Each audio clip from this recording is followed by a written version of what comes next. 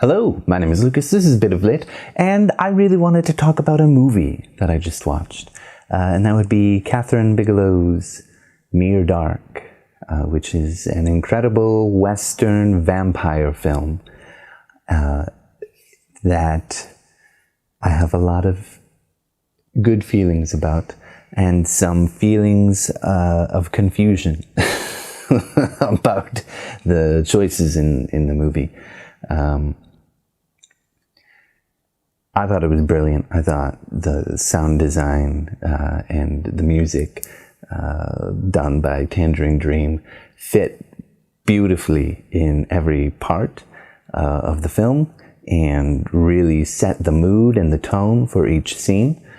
So I've got to give a lot of credit to that. The cinematography and the direction of the film and the cuts and action and everything are also incredibly well done and keep the story flowing and moving. It's always interesting. You always want to know what's going to happen next. And the characters are fun to follow, particularly, of course, Severin, played by Bill Paxton, who is an experience in this film. He is giving it his all and having a lot of fun. This story in the movie is about a young boy in Oklahoma who picks up a young girl. His name is Caleb. He picks up a girl outside of a bar. Her name is May, and he tries to romance her, but she's got a little bit of a secret.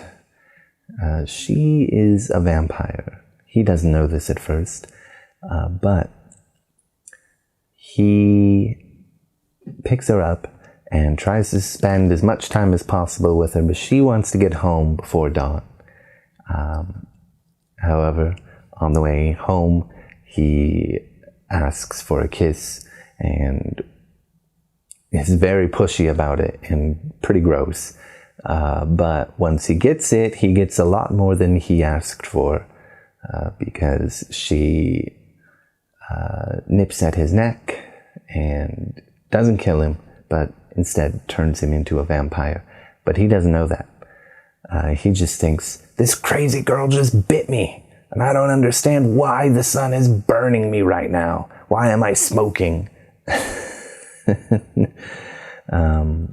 Eventually, May and her crew of vampire friends pick him up and threaten to kill him, but May wants to give Caleb a chance.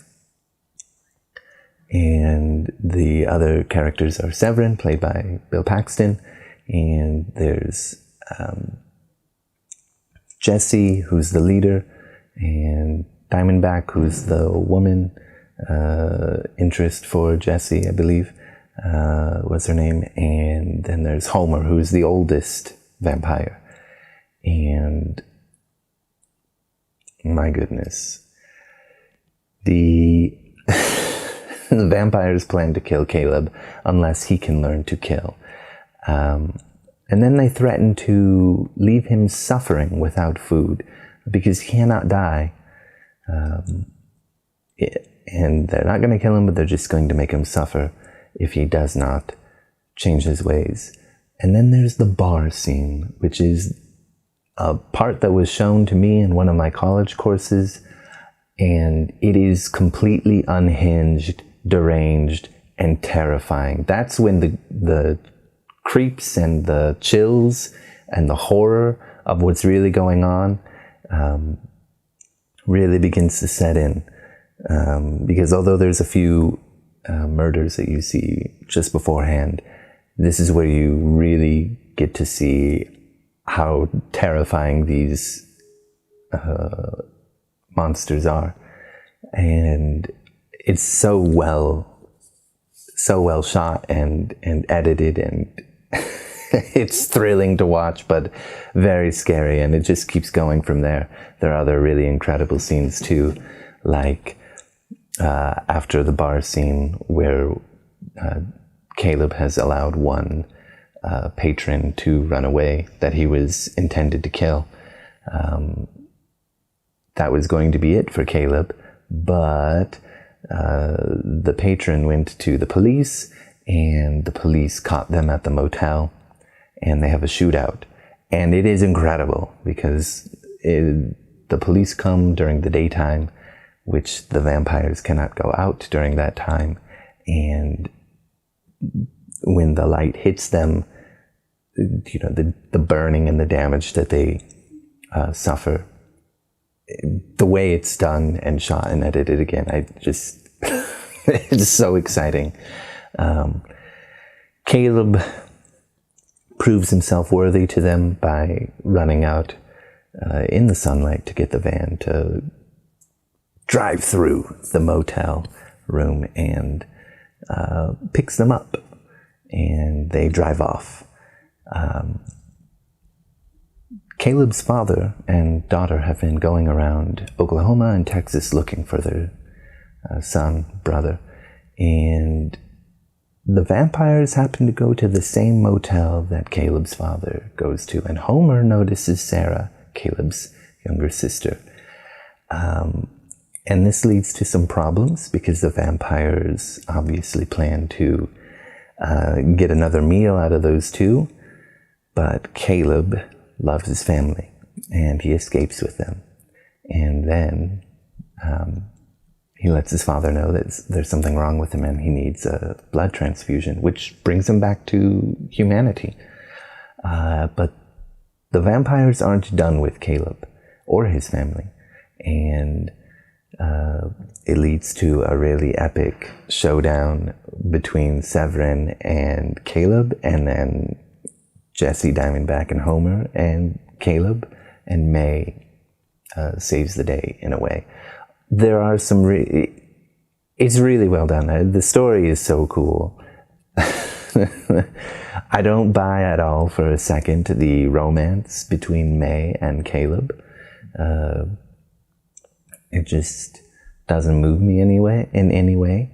However, the rule of cool reigns supreme. Bill Paxton kills it. He is utterly terrifying, unhinged, deranged. And there are these really great moments where some of the characters are just by themselves in the dark. And it's silent. Usually it's Caleb or May. But it's just really kind of a meditative, thoughtful moment. But there are some really, the romance doesn't really do anything for me. And also there's a moment at the end, Caleb has been running with Sarah because the vampires kidnapped Sarah. He falls over, tells Sarah to run, and then he finally gets up and he just kind of stands there while Sarah's running and the car is chasing Sarah. Like, why wasn't he, once he got up, why didn't he try to catch up with her? I don't. There are some other kind of silly things like this that happen, but either way, really great movie. I'm glad that I saw it. It was a really masterfully blended mix of genres, a Western and vampire movie. Never felt like it was trying too hard to put them together. Everything fit perfectly, and the characters were compelling. Although maybe the story with the romance is weak. Anyway, I really loved the movie, so I thought I would talk about it. And if you have seen this movie, what do you think of it? Thank you. Goodbye.